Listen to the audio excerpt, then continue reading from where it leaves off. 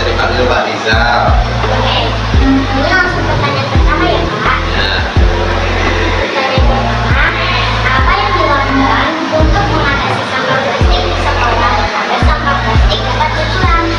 Baik, nah ini pertanyaan bagus sekali, apalagi sekolah kita sudah kemarin belum launching terkait gas gerakan apa di sekolah sehat. Itu sangat mendukung. Bagaimana cara mengurangi sampah plastik sekitar pertama harus ada sosialisasi dulu, dikasih tahu anak-anak terkait bahayanya sampah tersebut. Kedua, kalau sudah disosialisasikan baru harus ada kesadaran di anak-anak bahaya sampah seperti apa. Makanya diapati ada gerakan Kurasaki, kurangi sampah sekolah kita. Tidak ada sampah plastik. Jadi anak-anak dari rumah ke kantin itu bawa wadah. Kemudian dari sekolah kita tong sampahnya sudah kita mulai kurangin biar anak-anak mengurangi sadar bahwa tidak ada sampah di sekitar sekolah kita. Makanya mereka harus tahu bagaimana cara buang sampah ini. Biar mengurangi itu makanya tidak bawa sampah atau makanan yang berkemasan. Pertanyaan kedua, bagaimana cara agar anak-anak di sekolah dapat mengurangi penggunaan sampah plastik agar lebih sehat? Bagaimana caranya?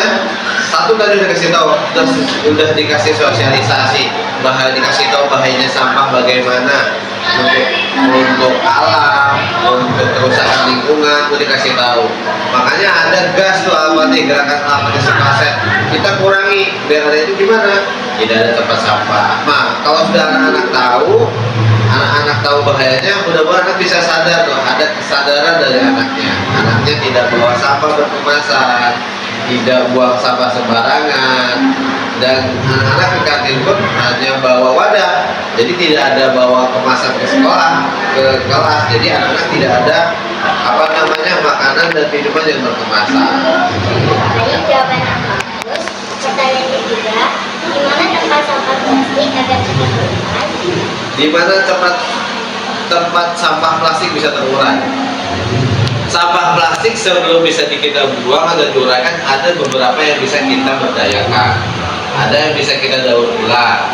Contoh misalnya ada botol plastik bisa kita gunakan tuh dari gelas aqua atau bisa tempat minum yang mineral, itu bisa gunakan buat buat bunga atau bisa mainan anak-anak. Itu bisa kita daur ulang juga, jadi bisa kita manfaatkan dan itu juga akan berfungsi buat anak-anak.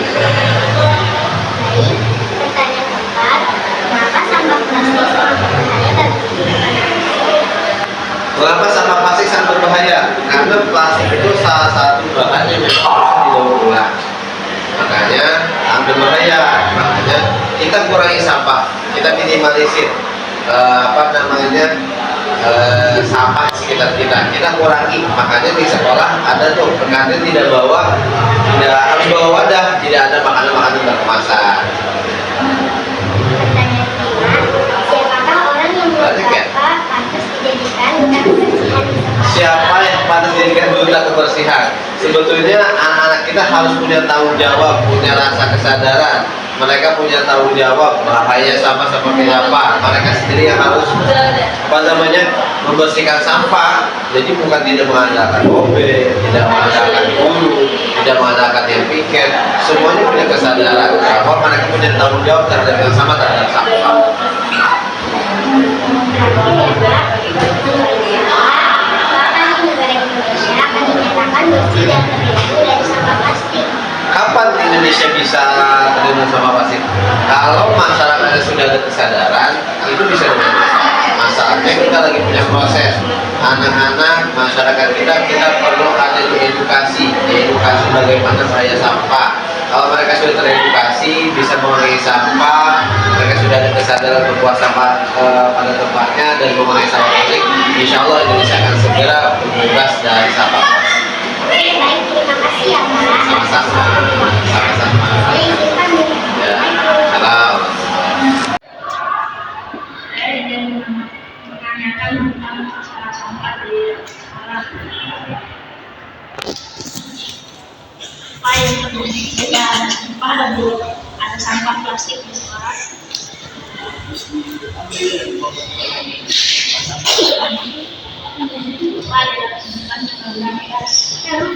diambil tanggal 1 Agustus 2004 untuk mengurangi sampah yang ada di sekitar lingkungan sekolah. Ada sampah yang menumpuk Di area kantin dan sekitar kelas. bagaimana cara menghindari sampah plastik. Membeli makanan-makanan homemade yang dibuat sendiri. Program gas dilakukan Tanggal 1 Agustus 2024.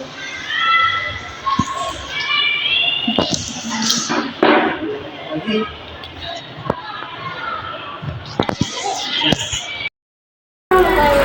Waalaikumsalam. Saya mau wawancara ibu ya bu Boleh. tentang sampah plastik di lingkungan sekolah. Pertanyaannya, bagaimana cara mengatasi sampah sekolah? Sampah plastik di sekolah. Ya. Dengan cara mengurangi ya pemakaian plastik atau sampah plastik. Contoh misalnya ketika kita membeli makanan yang menggunakan plastik, maka kita membawa tempat sehingga tidak menggunakan plastik. Apa yang terjadi dengan sekolah kita ketika banyaknya sampah plastik? Sangat kotor, jadi terlihat kumuh karena berantakan ya. Banyak sampah, terlihat tidak indah dan jorok. Mengapa kita harus membuang sampah plastik pada tempatnya?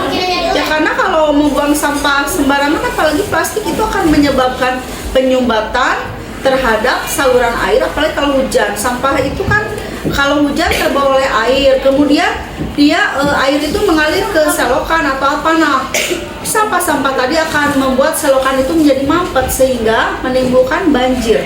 Banjir kan bencana, tidak enak kan kalau banjir. Siapa yang membersihkan sampah plastik di sekolah? Semuanya. Jadi nggak hanya Bapak OB atau guru, siswanya pun sama. Harus ikut dalam dalam kegiatan membersihkan sekolah dengan cara ya tidak buang sampah sembarangan dan mengurangi penggunaan sampah atau tidak membawa sampah ke area sekolah. Kapan protokol mengurangi sampah plastik dilakukan? Kapan protokol mengurangi sampah plastik digunakan? Sudah beberapa tahun ini. Oke. Terima kasih ya Bu. Assalamualaikum. Waalaikumsalam.